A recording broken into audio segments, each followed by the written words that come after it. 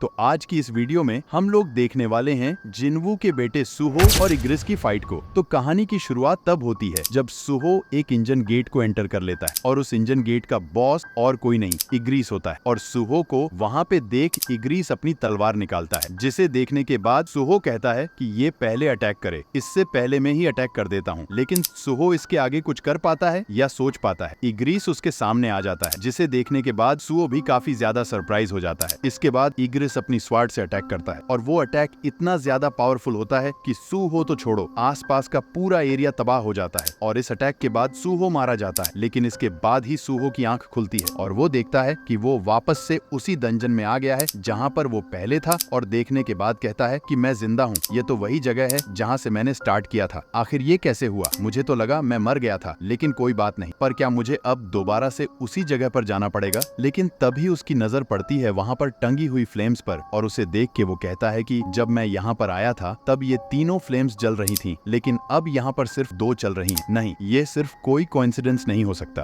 तभी वो सोचता है कि अब जब मेरा लेवल बढ़ चुका है तो मुझे अपना वेपन चेंज करने के बारे में सोचना चाहिए। तभी वो अपने गॉन्गलेट्स को चेंज कर लेता है और उससे भी ज्यादा खतरनाक वाले गॉन्गलेट्स को पहन लेता है और सोचता है कि अब मुझे और भी ज्यादा केयरफुल रहना होगा। अगर ये तीनों फ्लेम्स बुझ जाती हैं तो मुझे नहीं पता आगे क्या होगा। जिसके बाद हम लोगों को सुहो दोबारा से दिखाया जाता है और इस बार वो देखता है तो उस फ्लेम्स पर एक फ्लेम और बुझ चुकी होती है। इसका मतलब वो दोबारा से इग्रिस से हार के आ चुका है और इन 2 फ्लेम्स को बुझते देखने के बाद सुहो भी काफी ज्यादा परेशान हो चुका होता है और कहता है कि वो ब्लैक नाइट वो बहुत ही ज्यादा स्ट्रांग है, यह तो चीटिंग हुई। इस टाइम पर मुझे काफी ज्यादा गुस्सा आ रहा है और अगर ऐसा ही चलता रहा तो मैं उसे कभी नहीं हरा पाऊंगा। तभी सुहो की नजर पड़ती है वहाँ पर रखे हुए वेपन्स के सेक्शन पर और वहाँ पर एक स्वर्ड जो रखी हुई होती है उसे वो देखकर कहता है कि ये स्वर्ड तो वही स्वर्ड लग रही है जिसे वो नाइट यूज कर रहा था और ये स्वर्ड और कोई नहीं, डीमन किंग की लॉन्ग स्वर्ड होती है जो कि जिन्वू ने इग्रिस को दी थी और इसके आगे लिखा हुआ होता है फेक, जिसे देखने के बाद सुहो कहता है कि अगर ये फेक है तो हो सकता है उसके पास जो है वो असली वाली हो। और यही चीज हम लोगों के गैप को बताती है कि हम लोगों के लेवल में कितना ज्यादा फर्क है। और इसके बाद वो सोचता है कि अगर ऐसी बात है तो मुझे बस थोड़ा सा और लेवल अप करना होगा, उसके बाद मैं उसे भी हरा दूंगा। और उसके बाद लिटरली वहाँ पर जितने भी वेपन्स और शील्ड होती हैं उन सबको ले लेता है और उसके बाद कहता है कि मुझे बस अब थोड़ा सा केयरफुल रहना होगा। और वो इतना कहता ही है। इसके बाद वहाँ पे जितने भी नाइट सोल्जर्स होते हैं वो सारे वहाँ पर समन हो जाते हैं, जिन्हें देखने के बाद सुहो कहता है कि हम दोबारा से मिले, तुम लोग थके नहीं क्या? और इनको समन होते देख सुहो भी कहता है कि ये लोग बार बार से रिवाइव हो रहे हैं, कहीं इन लोगों के पास इनफाइनाइट रिजनरेशन की पावर तो नहीं है? जो भी हो, मुझे इन लोगों को मारने में काफी ज्यादा मजा आने वाला है। और इसके बाद इन सभी नाइट्स को मारना स्टार्ट कर देता है और एक एक करके लेवल अप करता रहता है और धीरे धीरे करके वहाँ पे सभी सोल्जर्स को खत्म कर देता है। उसके बाद उसकी नोटिफिकेशन पे पॉपअप होता है कि तुम एक प्लेयर के लेवल पर पहुंच चुके हो, तो तुम्हें एक टाइटल क्वेस्ट मिला है, क्या तुम एक्सेप्ट करोगे? जिसे सुहो एक्सेप्ट कर लेता है। उसके बाद उसकी स्क्रीन पर पॉपअप होता है कि टाइटल क्वेस्ट अब जल्दी ही स्टार्ट होने वाला है, तुम्हारे क्वेस्ट के पॉइंट के हिसाब से ही तुम्हें हाई क्लास टाइटल मिलेगा और जितनी देर तुम इसमें सर्वाइव करोगे पॉइंट्स उतने ज्यादा बढ़ जाएंगे। और उसके बाद उसकी स्क्रीन पर टाइम स्टार्ट हो जाता है और लिख कर आता है गुड लक। इसके बाद हम लोगों को सुहो की एक इविल स्माइल दिखाई जाती है और उसके बाद वो कहता है कि मैं काफी टफ स्पॉट पे था क्योंकि मुझे टाइम का नहीं पता था, लेकिन अब मेरे पास वॉच है, यह काफी ज्यादा बढ़िया हुआ। तभी वहाँ पर न्यूरोमेंसर्स भी समन हो जाते हैं और अगर तुम्हें नहीं पता न्यूरोमेंसर्स क्या होते हैं तो वो बेसिकली मेज टाइप हंटर ही होते हैं जो कि इंजन गेट्स के अंदर होते हैं। और उसके बाद वो न्यूरोमांसर सुहो की तरफ अपना अटैक फेंकता है और इस अटैक से सुहो भी काफी ज्यादा सरप्राइज हो जाता है। उसके बाद वो सारे न्यूरोमेंसर्स एक स्पेल को लॉन्च करते हैं और वो स्पेल इतना ज्यादा पावरफुल होता है कि सुहो भी उसको डॉज नहीं कर पाता, लेकिन उसको अपनी शील्ड से रोक लेता है। और इसके बाद वो सारे न्यूरोमेंसर्स दोबारा से अपना एक स्पेल लगाते हैं, जिसे देखने के बाद सुहो भी काफी ज्यादा सरप्राइज हो जाता है क्योंकि इस स्पेल से बहुत बड़ा नाइट समन होता है। लेकिन इसे देखने के बाद सुहो जरा सा भी डरता नहीं है, इनफैक्ट अपनी शील्ड फेंक के कहता है कि मुझे इसकी जरूरत ही नहीं है और उस नाइट पे अटैक करना स्टार्ट कर देता है और लिटरली उसको खाक में मिला देता है। और तभी उसके पीछे जो स्वर्ड रखी हुई होती है उसे निकालते हुए कहता है कि मुझे इसकी भी जरूरत नहीं है और अपने बो एंड एरो निकालता है और एक अटैक बनाता है और सीधा फेंकता है उस न्यूरोमेंसर पर जो कि स्पेल कास्ट कर रहा होता है और पहुंच जाता है दूसरे नाइट सोल्जर के पीछे और अपना डैगर निकालता है और उससे उस नाइट सोल्जर को मार देता है। और इसके बाद अपने दोनों डैगर से उसके पीछे जो दोनों नाइट आ रहे होते हैं उन्हें भी मार देता है अपने डैगर फेंक करके और कहता है कि मुझे कुछ भी नहीं चाहिए क्योंकि मर्द अपने हाथों से लड़ते हैं और वहाँ पर जितने भी सोल्जर्स होते हैं उन सभी को मार देता है। उसके बाद उसकी स्क्रीन पर पॉपअप होता है कि तुमने लेवल अप कर लिया है और उसकी स्क्रीन पर पॉपअप होता है कि तुम्हारे पॉइंट के हिसाब से तुम्हें प्रमोशन मिलेगा और अगर तुम्हारे पॉइंट्स अच्छे हुए तो तुम्हें एक हाई एडवांस क्लास में भी डाला जा सकता है और तुम्हारे एक्शन को देखकर ही ये डिसाइड होगा कि तुम्हें कौन सी क्लास मिलेगी। उसके बाद उसकी स्क्रीन पर 2 नोटिफिकेशन दोबारा से पॉपअप होती हैं। उनमें से पहली होती है कि तुम्हारी फाइटिंग स्पिरिट काफी ज्यादा पावरफुल है और दूसरी होती है कि तुम अपनी स्ट्रेंथ में काफी ज्यादा भरोसा रखते हो और किसी भी दुश्मन से नहीं डरते, इसलिए तुम्हारी क्लास होगी मार्शल आर्टिस्ट। और दोबारा से एक नोटिफिकेशन पॉप होती है जो कि कहती है कि तुम्हारी क्लास डिसाइड हो चुकी है और काफी सारे नोटिफिकेशन धीरे धीरे करके पॉपअप होना स्टार्ट होती हैं, जैसे कि तुमने एक्सपेक्टेड टाइम लिमिट को भी एक्सीड कर लिया है और तुम्हारे पॉइंट्स अब मिल चुके हैं और तुम्हारी एचपी भी 50% से ज्यादा बची है। प्रमोशन पॉइंट की लिमिट भी अब बढ़ चुकी है। इसके बाद हम लोगों को दिखाया जाता है कि सुओ की क्लास अब मार्शल आर्टिस्ट से चल के सोल स्ट्राइकर हो चुकी है और सोल स्ट्राइकर मार्शल आर्टिस्ट की एडवांस फॉर्म है। लेकिन ये क्लास मिलने के बाद भी सुहो कहता है कि यह काफी नहीं है, मुझे उस मेन बॉस को हराने के लिए और भी ज्यादा स्ट्रांग होना होगा। इतने से वो हारने वाला नहीं है और धीरे धीरे कर अपने दुश्मनों को मारने के बाद सुहो काफी चीजें कलेक्ट कर चुका होता है, जैसे कि गाइस नेकलेस, हाईएस्ट ग्रेड मेज रिंग और बर्निंग बैटल कार्ड, डीमन कैंगलेट। और इन सभी को पहनने के बाद सुहो वापस से इंजन गेट के बॉस लायर में चला जाता है और वहाँ का गेट खोलता है और दोबारा से वहाँ पे सामने देखता है कि इग्रीस उसका इंतजार कर रहा है। लेकिन इस बार वो इग्रीस से कहता है कि मैंने तुम्हें बहुत वेट करवाया है ना, पर अब मेरी बारी है। और लिटरली इस बार सुहो का लेवल 70 हो चुका होता है, जो कि पिछली बार में 19 था। तो अब मुझे बताने की जरूरत नहीं है कि सुहो ने कितनी जल्दी कितना बड़ा लेवल अप किया है। इसके बाद इग्रीस सुहो को देखता है और अपनी तलवार निकालता है और उस तलवार में इतना ज्यादा माना होता है कि आसपास की सारी चीजें तबाह हो चुकी होती हैं। और इस अटैक को देखने के बाद सुहो काफी ज्यादा डर जाता है, लेकिन किसी तरह से वो उस अटैक को फाइनली डॉज कर लेता है और वो डॉज कर ही रहा होता है। इतने में इग्री दोबारा से उसके सामने आ जाता है, लेकिन इस बार अपने गॉन्गलेट से सुहो इग्रीस पर अटैक करता है, लेकिन इग्रीस किसी तरह उसको डॉज कर लेता है। लेकिन इसके बाद सुहो दोबारा से इग्रीस पर अटैक करने के लिए जाता है, लेकिन इस बार इग्रीस अपनी स्वॉर्ड निकालता है और सीधा सुहो की तरफ मार देता है और सुहो इग्रीस के अटैक्स को इतनी जल्दी डॉज कर रहा होता है कि कोई ह्यूमन आई डिटेक्ट ही नहीं कर पाएगी। लेकिन इसके बाद सुहो कहता है कि ये काफी नहीं है, मुझे अपनी स्पीड और बढ़ानी होगी। लेकिन इसके आगे वह कुछ बोल पाता। इग्रिस अपनी स्वॉर्ड सुहो की तरफ मारता है, लेकिन किसी तरह अपने गॉन्गलेट से उसकी स्वॉर्ड को डॉज कर लेता है। लेकिन इग्रिस का ये अटैक इतना ज्यादा पावरफुल होता है कि सुहो के डॉज करने के बाद भी सुहो को ये अटैक लग जाता है और वो पीछे जाके एक पिलर में टकराता है। और जैसे ही सुहो उस पिलर से जाके टकराता है, इग्रिस दोबारा से उसके नीचे आ जाता है और अपनी स्वॉर्ड निकालते हुए उसे मारने का ट्राई करता है। लेकिन इस बार सुहो भी अपने गॉन्गलेट से उसकी तलवार को रोक लेता है और इसे देखने के बाद इग्रिस भी कहता है, तो ये है यंग मोनार्क की पावर। अभी तो इनकी पावर 100% भी नहीं है, लेकिन ये अभी भी इतने पावरफुल हैं। और दोबारा से अपनी स्वॉर्ड सुहो तरफ मारता है, लेकिन इस बार सुहो काफी ज्यादा सीरियस हो चुका होता है और सोचता है कि मैंने बहुत ज्यादा लेवल अप कर लिया है और बहुत एनिमी से भी लड़ चुका हूँ, लेकिन ये ब्लैक नाइट जितना मैंने सोचा था उससे भी ज्यादा पावरफुल और स्ट्रांग है। इसके स्टैट मेरे कंपैरिजन में तो बिल्कुल ही अलग है और एक नॉर्मल सोल्जर के कंपैरिजन में ये बिल्कुल अलग लेवल पर है। और कहता है कि अगर मैं सच कहूँ तो ये नॉर्मल एनिमीज के कंपैरिजन में काफी ज्यादा खतरनाक है, लेकिन अगर ऐसी बात है तो मैं भी कुछ कम नहीं हूँ। इसके बाद इग्रीस सुहो पर अटैक करता है, लेकिन इस बार सुहो उस अटैक को डॉज कर लेता है और डॉज करने के बाद सोचता है कि मुझे नहीं पता इस गेम के क्या रूल हैं, लेकिन मुझे कुछ एडिशनल स्टैट्स मिले हैं जब से मैंने लेवल अप कराया है, लेवल 1 से लेकर के लेवल 70 तक, और मैं काफी हाई लेवल सोल्जर्स को भी आसानी से हरा पाया। और अगर मेरे एडिशनल पॉइंट को भी काउंट किया जाए तो वो